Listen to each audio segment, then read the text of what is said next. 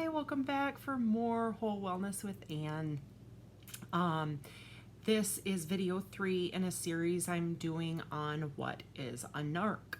In video 1, we introduced kind of the overall view of the scale of narcissism, the fact that it exists in almost everyone to a certain degree on a spectrum. And I kind of use the rough scale of 0 to 100, meaning 100 would be someone who's full-on narcissist or diagnosed with narcissistic personality disorder, and 0 would be a person who just has no narcissistic tendencies whatsoever. We kind of talked in video 1 about how you might feel if you're dealing with someone who you think is a narcissist, and just kind of started from there. In video 2, we talked quite a bit about why it's so hard to identify narcs, because they are extremely charismatic, intelligent people that blend in, and they make a great effort at blending in with society. Only the people that are very close to a narcissist can actually identify, and even those that are close to a narcissist still may not be able to identify. I've got a very obvious narcissist in my immediate family. I have a sibling who's a narcissist, and at least one, possibly more. One definitely. He should have been diagnosed a long time ago. He should have gotten help a long time ago. In childhood, there were signs. But nobody else in my family can see this. Nobody else in my family. There's 8 people in my family of origin, and I am the only person that actually is aware of and sensed very early on that there was something off with him. I never knew what it was, though. And the thing that is fascinating to me is I never knew what narcissism was. And in video 2, sorry, I didn't finish that sentence. What I meant to say is I never knew what narcissism was up until the onslaught of triggers happened over the course of 5 years, from 2014 to 2019, with 2 different narcs in a very small office environment that I worked in during those years. And I believe what actually woke me up, and what was probably the biggest blessing of my life, is being exposed in that close, intimate work situation to 2 narcissists, one that chose me as the target, and then one that chose me as a flying monkey. And there were only 7 or 8 people working in this office, so it was a lot of drama. It was not all bad, but it's funny because I was exhausted after all of the drama and the tension and the unnecessary treatment that people were just being jerks to each other, and I just could not make sense. Why can't we all just get along, so to speak?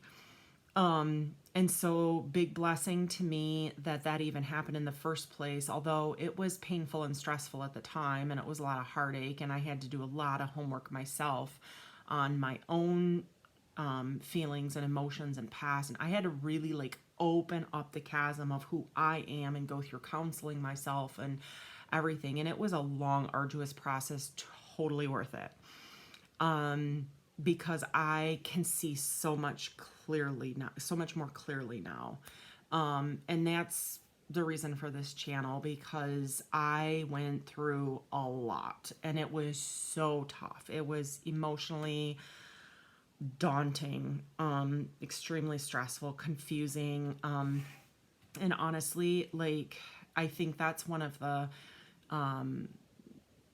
biggest problems with this whole process has been just identifying a narcissist. And in video 2, we talk about why it's so hard to identify a narcissist and why we second guess ourselves. And narcissists are very smooth, except for those who are very close or very aware of what's going on around them and how people are interacting with each other. I think there's a serious gift involved. And if you're struggling with somebody that you're just not sure if they're a narc or not, I would highly recommend therapy.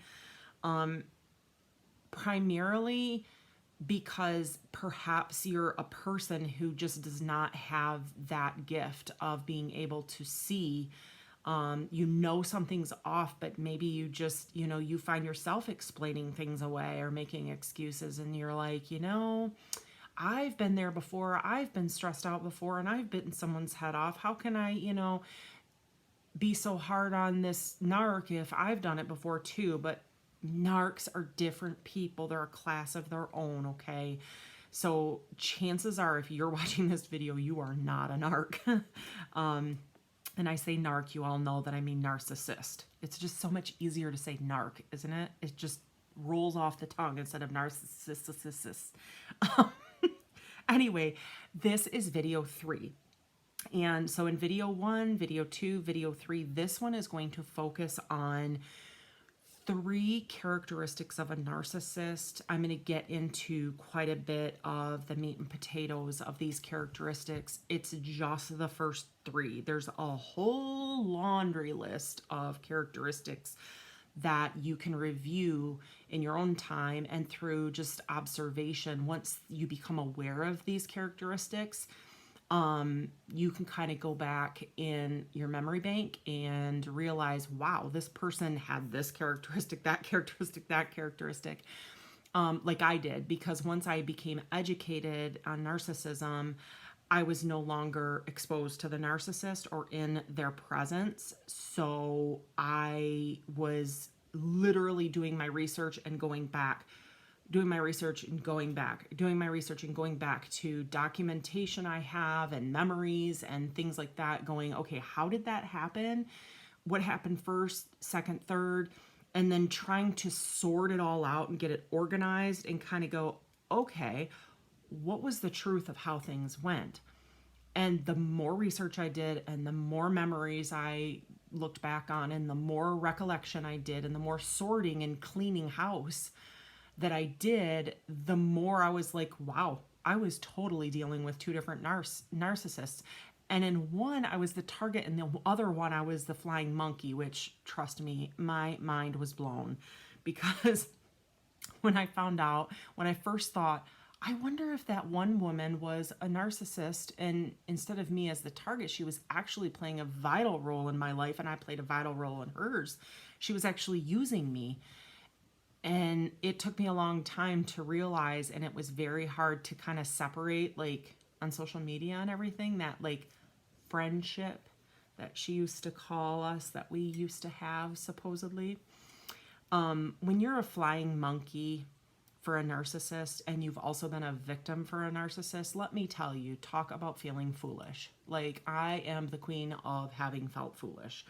But the truth of the matter is, if you don't know, you don't know. What are you supposed to do about it? So take it on the chin, take it on the cuff. Just don't even let it hold any weight in your mind. If you feel like you have some regrets about being an enabler yourself for another narcissist, or not having a clue, like, how can you know if you don't know?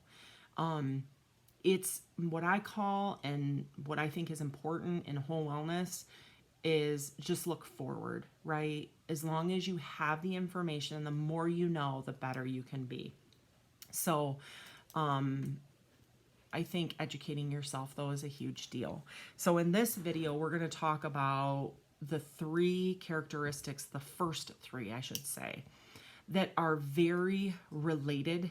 That's why I'm kind of lumping them into one video and doing all 3 at once, because number 1, I think they're related. Number 2, they're probably the biggest ones, but they're not always the most obvious, because the first 3 are things that, characteristics of a narcissist that we can all display quite often if we stop and think about it, But what we want to do when we're reviewing all these qualities is we want to think of all of them together. There's maybe anywhere from 6 to 15 or 18 different characteristics that a narcissist has. Not every narcissist is going to have every single one of those characteristics, but you will know you're dealing with a narc because they weigh very heavily on like 5 or 6 of them. You see these things, like of the 15 or so the characteristics that are out there. These 3 are the ones you hear about all the time, though. And the first one is they're controlling. Now, I don't know about you, but I know years ago when I worked a very stressful job and I would come home from work and I would go to pull a fork out of the silverware drawer and a rubber band came with it and a paper clip and a chip clip and everything else out of the drawer, I would fly off the handle. I'd be like, what? Why do we have rubber bands in the drawer with the forks? You know, the forks have got one place, the rubber bands have another place, and basically I wanted everything organized and sorted, and I wanted basically control of the kitchen. Like everything had to be in a place. That mug doesn't go there, it goes there.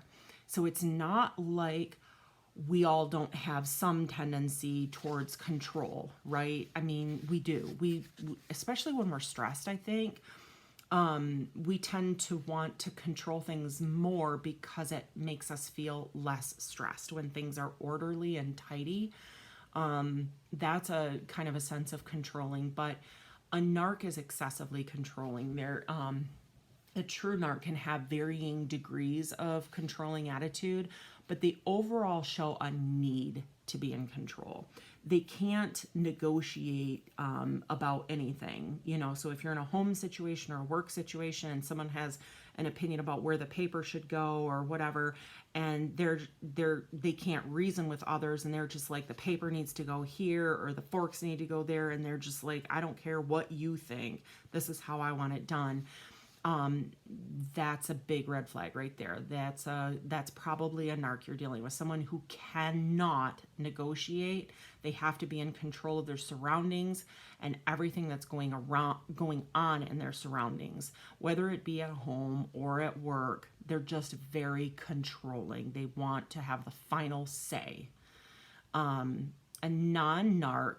So as we're going through these characteristics, what we're doing in these videos now that we're into the nitty-gritty of the characteristics, we're going to do a compare and contrast, because here's the thing. What I found helpful is not just to hear about a narcissist, learn about a narcissist, blah, blah, blah, blah, blah, blah, blah, blah, and have an onslaught of narc information.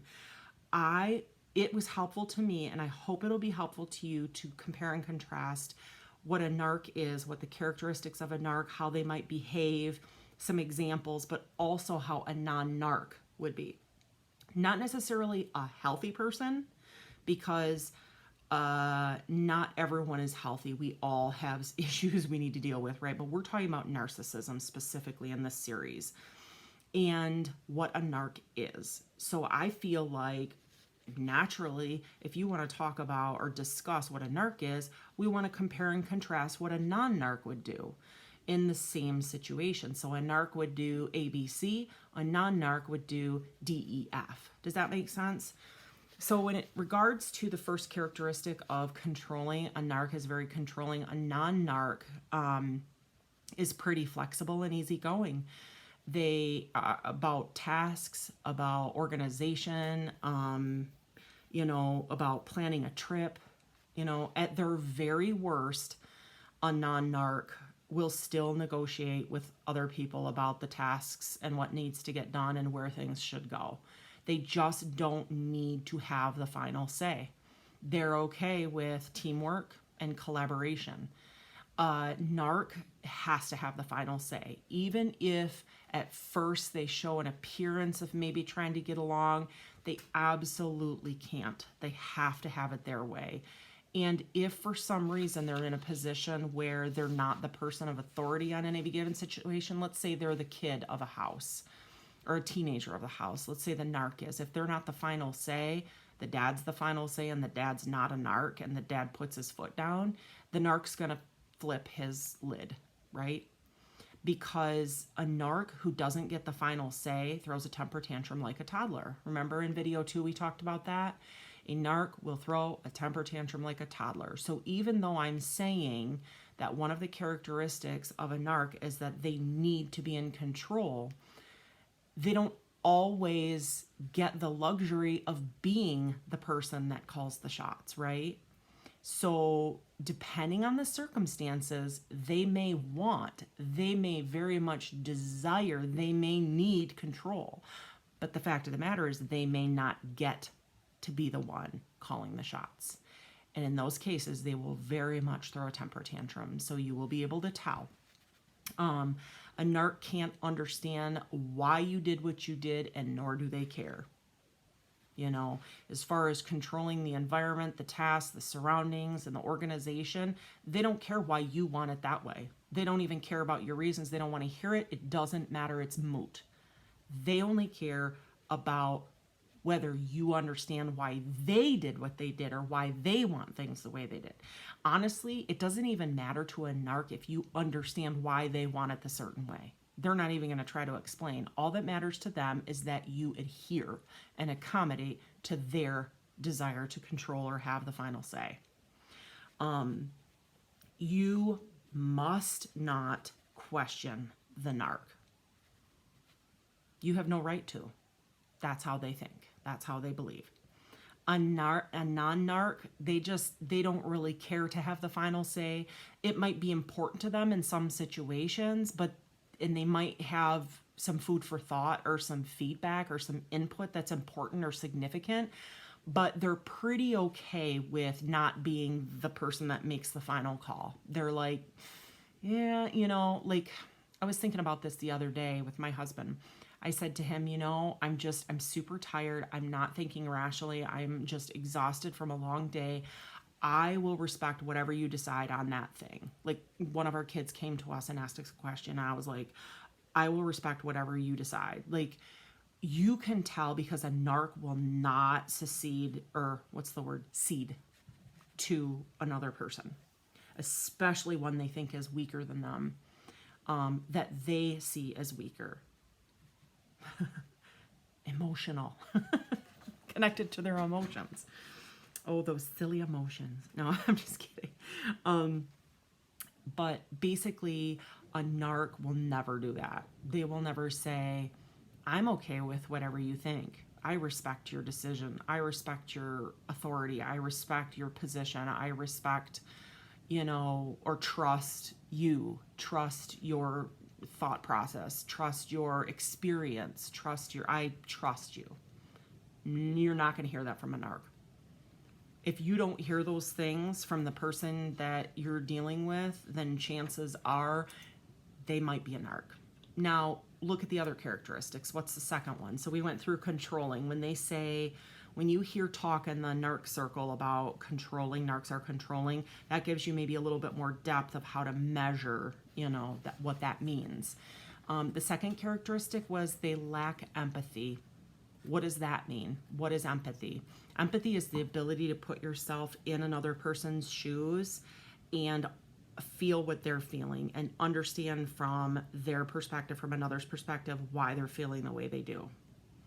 So a narc doesn't just lack empathy. If you think about a multifaceted or 3D shape, it's not just 2D. It's not just flat. It's not like a piece of paper. The narc doesn't just lack empathy. They lack compassion, understanding. They cannot put themselves in someone else's shoes, even for a moment, to try to understand how that person is feeling, why that person is feeling the way they do, or make sense of what's going on. They don't care what's going on. They don't care about understanding anything. All they care about, which is kind of a loose term saying they even care. Their number one priority is themselves, keeping themselves safe, keeping themselves under control, not getting in touch with their emotions, and so on. So it's very important to understand what we're talking about when we say a narc lacks empathy, compassion, and understanding. A narc can talk the talk, but they can't walk the walk. And what I mean by talk the talk is a narc is very intelligent, right? We go back to why it's so hard to identify a narc. They're very smart. They can talk the talk in order to impress you, in order to impress others, anybody who matters in the narc's opinion, so that they can fool you. So they can say things like, oh, I feel sorry for that person, or oh, I feel sorry for that group of people, their house burned down, or whatever, something bad happened or devastating happened. They can speak as though they feel badly, and they'll say, oh, I feel sorry for that person. Oh, I feel sorry for that group, whatever. They can talk the talk because they know exactly what to say to make it sound good. Or they'll say, oh, I get what they're talking about. I get what you're talking about. I get it. And what they're saying is, I get it, but they don't. They're just reiterating what they've heard or mimicking what they've heard other people say. This has actually happened to me, okay? This is going a little bit down a rabbit trail, and I'll get more into this story another time because I have the actual copy of the letter that I wrote. I have the actual word for word. Okay, so what happened was, early on in my relationship with the narc at work, from 2014 to 2019, before I had the slightest clue what I was dealing with, she raged at me, threw a fit. She had been doing this for about a year and a half.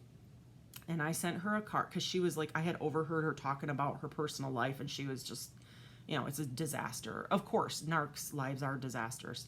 But you won't also always hear about it. They will talk about it to get sympathy from others.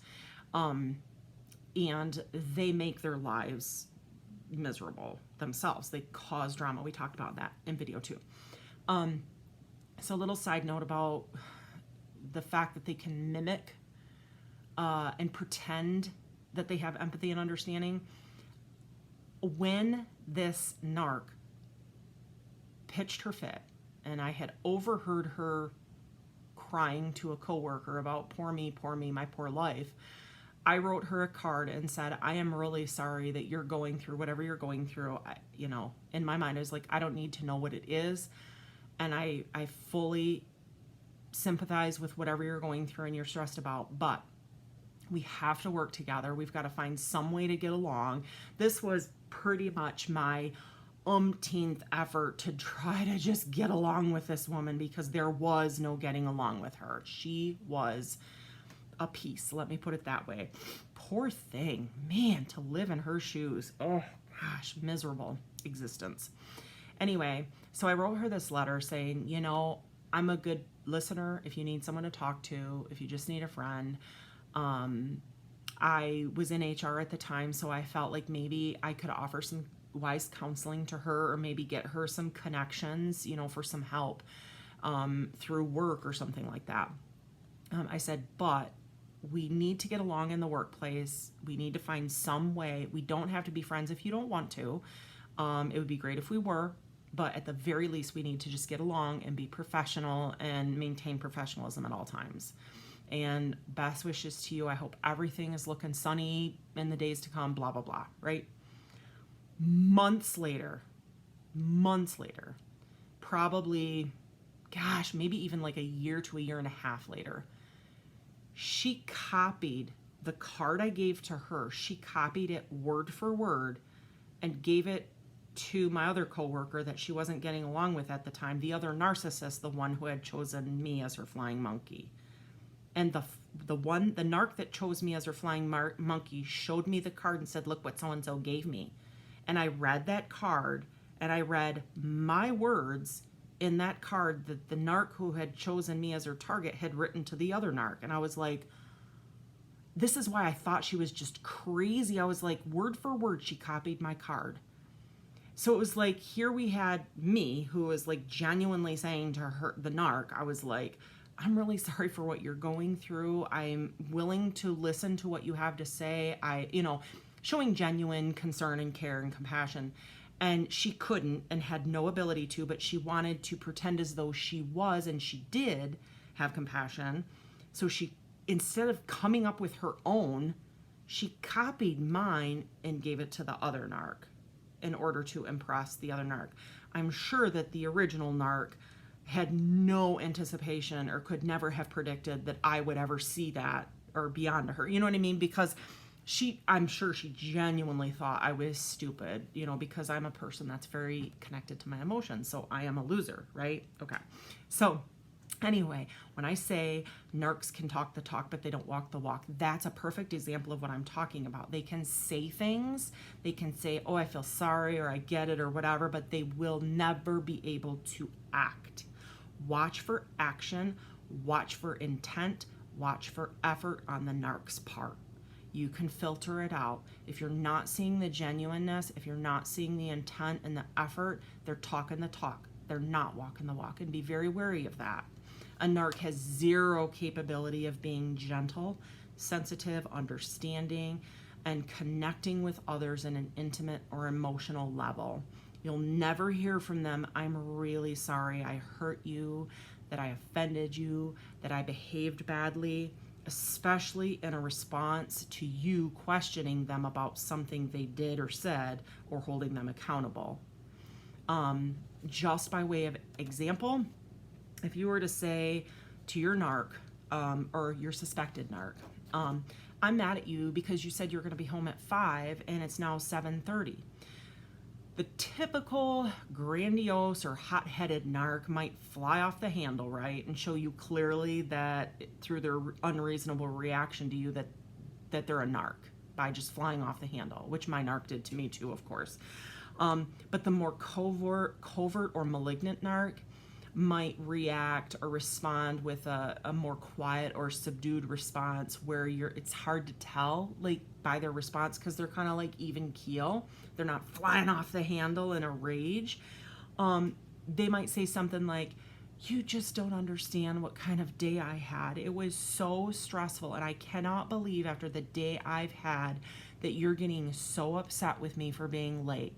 I'm always home on time, and the one time that I'm late, you're so sensitive and so rigid in your complaints this one time.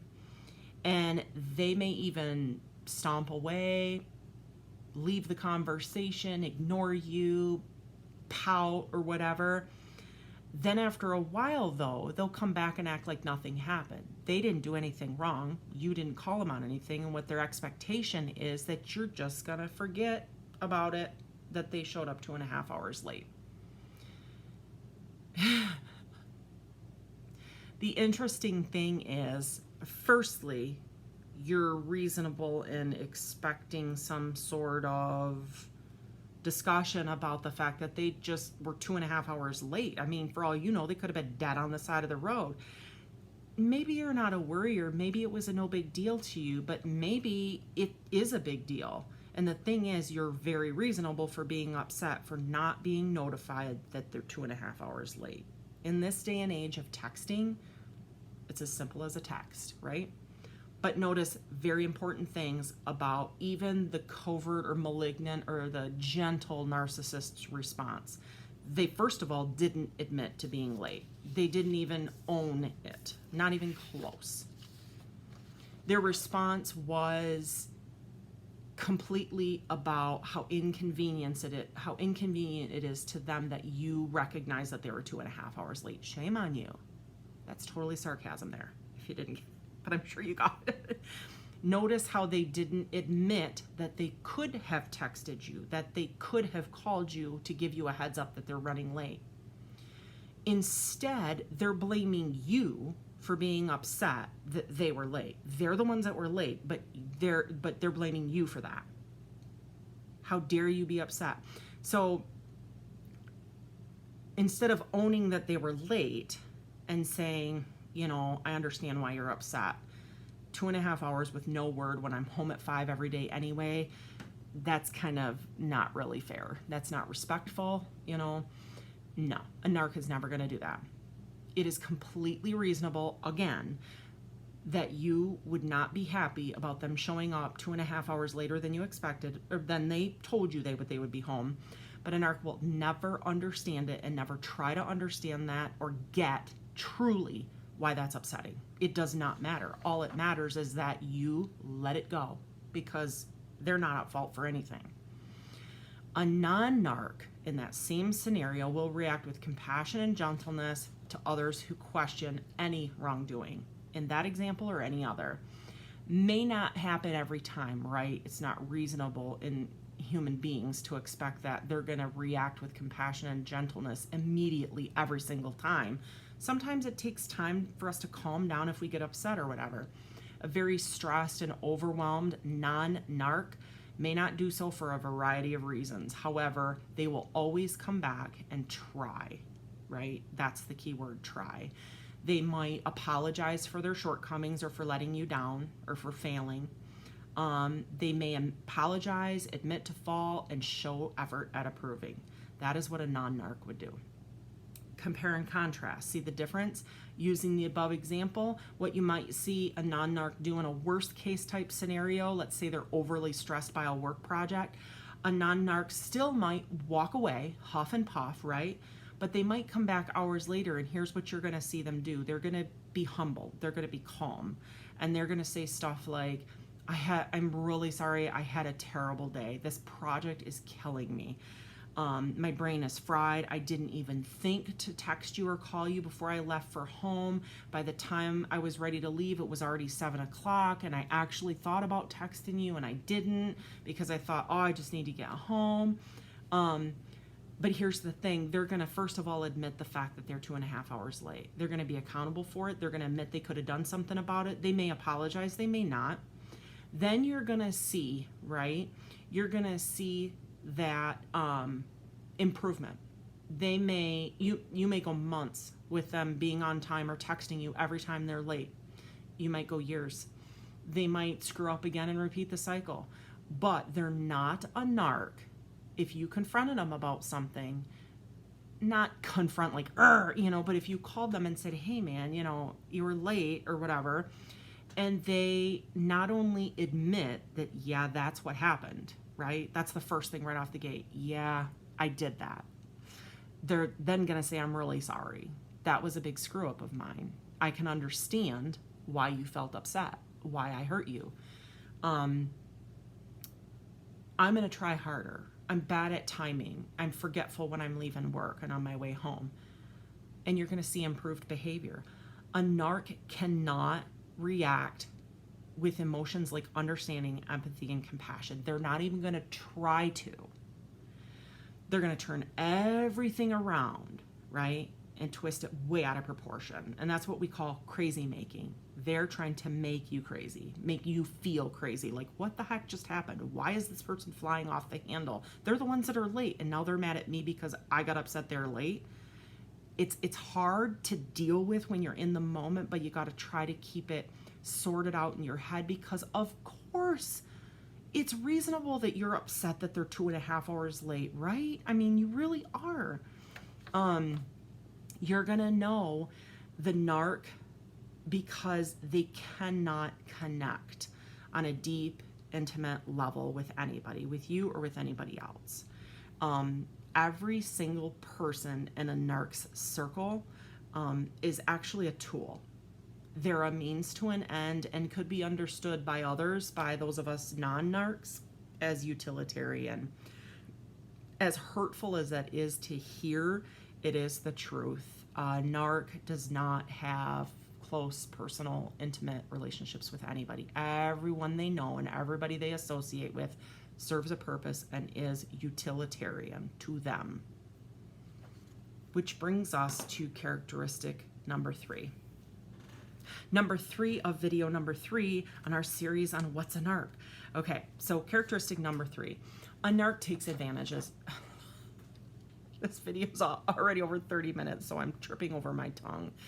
A narc takes advantage of others, okay? And I don't mean that lightly. And I'm not talking about just the target. We're going to get into the target much deeper later.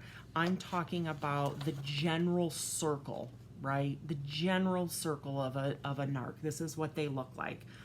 First of all, a narc, like I said just in the moment before in the previous characteristic, a narc doesn't develop relationships with others on a romantic, friendship, work, family level for depth of connection or for mutual joy, mutual support, mutual fulfillment, none of that.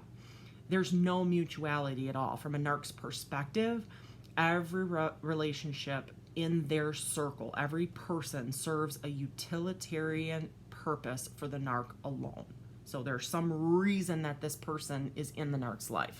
Otherwise, the narc doesn't give two cents about them. It can be perceived as a good relationship, though, for both. We're talking about two people in any given relationship, not just romantic. Okay, it could be friendship, could be co-working relationship. I'm going to give some examples, but hear me out. It can be perceived as a good relationship for both if the other person in the relationship with the narc just happens to receive some sort of benefit from the narc in return, right? But the question is that a healthy relationship? Is it a good relationship for the two people in the relationship or for the others in the surrounding area of that relationship? Here are some, for instances. A narc could be up for a promotion. Generally, narcs are performers. They're very intelligent. They're doers. So the boss likely is not going to hold the narc accountable, discipline them, or terminate them, particularly if the narc is delivering. But what is the cost? That is exactly what happened in my situation. This girl that chose me as her target wanted my job. From the moment I walked in the door, I had a bullseye on my back. She hated the fact that I got the job. I mean, it didn't matter. It didn't help that I am a sensitive person and an empath and deeply connected to my emotions and also extremely capable of doing the job and very talented and outgoing and friendly and funny with people. Like, those are just characteristics about my personality, and that was just double-edged sword. Not only did I have her job, or what she saw as her job, but it didn't help that I was also that personality type. So basically, my very presence triggered her narcissism and made it worse, even though she already was one. So it's kind of an interesting combination, but basically she was a performer. And I had said very early in our work relationship, when things first started becoming public to like my boss and people started becoming aware of how she was, I said, I don't think it's right that we fire her. I don't think that that's the answer because it doesn't really resolve anything. I just wanted them to give her some sort of graduated disciplinary action or coaching or employee assistance program, some counseling, some outside help. Like, her personal life was disastrous. At the time, I thought she really could use some counseling and some help. And some people, that's all they need, really, because they're not narcissists. They just need some help. And before I ever heard the term narcissist, that's what I was thinking. This girl was, had a life that was just drama after drama after drama. But that's exactly what happened with me. This girl was a performer and an intelligent performer. And there was no way the boss was going to risk losing this very high performer. Even though I was a high performer as well, it wasn't worth it to them. It wasn't worth it. So that's what happens. A narc could be after a promotion, after your job, after something at work, and the boss is not willing to sacrifice the performer, the narc, for you, even if you are a performer. So you gotta make sure you're aware of your work situation. If it's work, I would caution you to not be impulsive with wanting to call the narc out or wanting to get back at them. Do some more research. And another example would be like a narc could be after an elected seat in the community. They may work very, very hard at developing friendships with just the right people, the influencers in the community that will help, that they know will help get them elected. They might volunteer their time or donate some money to a cause that's important to the influencers or to the elected seat that they're going for. In all those relationships, both parties are getting a little something out of that, right? So in the first example, the narc is getting what they want, but the boss is also getting what they want. And so it works for both of them. And in the second one, the narc's getting what they want, and the influencers are getting, donations or volunteers, so they're getting what they want. So it may not be a good situation, but here's a third example. A narcissistic parent might want the attention from other parents in the school system and everything, and the accolades that come along with having a child that's a star athlete, right? And the narc parent might offer to pay for the kid's car as long as they keep winning, right? So as long as they're a star athlete and they keep performing and keep delivering. So the son or daughter, whoever's getting their car paid for, they might think, I hate soccer or whatever, but I'm going to keep performing, and because I happen to be good at it, because Pops is paying for the car. They're both getting what they want. But in all these examples, are they healthy relationships, or are they just kind of mutually beneficial but very, very unhealthy to both the people involved and the people around, in the bystanders, I guess? So, for lack of a better word, the narc, though, is the instigator of the very bad, poor, unhealthy relationship. The narc is the instigator. The other player just happens to be getting some sort of benefit. They're kind of victims, not in the way a true target or victim would be singled out, but they're subconsciously agreeing to give the narc what they want in exchange for something that they want themselves. So it's a mutually beneficial relationship, even though it's very unhealthy. But these people in these relationships are called enablers. They are one type of enabler. They are tools. Enablers are the only kinds of people that the narc will truly invest in, because enablers will always work to get the narc what they want. They will support the narc. But enablers aren't always in the relationships with the narc. They can just be people that make excuses for the narc, that apologize on the narc's behalf for their behavior or their, what they said or whatever. Or they could be just people that ignore the narc or say, well, they never acted that way with me, so if they didn't act that way with me, they could possibly be acting that way with anybody else. But enablers can also be flying monkeys, sadly. And yes, I am sorry for being a flying monkey. For all the people that were influenced, but I'm learning and growing, so hopefully it's a better situation.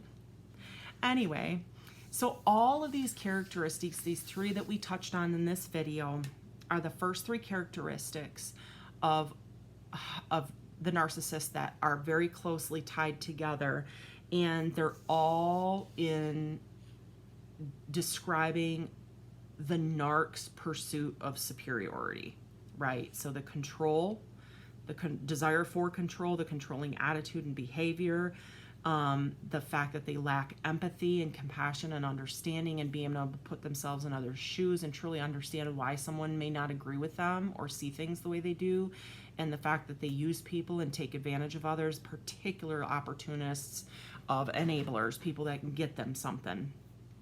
This is all in pursuit of superiority, because every person that the narcissist comes into contact with is immediately or within a very short period of time determined to be a winner or loser. They're either a threat or they're a help to the narcissist. The narcissist does not just go through life. Every person that they come into contact with, they tag. Their radar is on enemy or helper. Enemy or helper. You're either on my team or you're against me.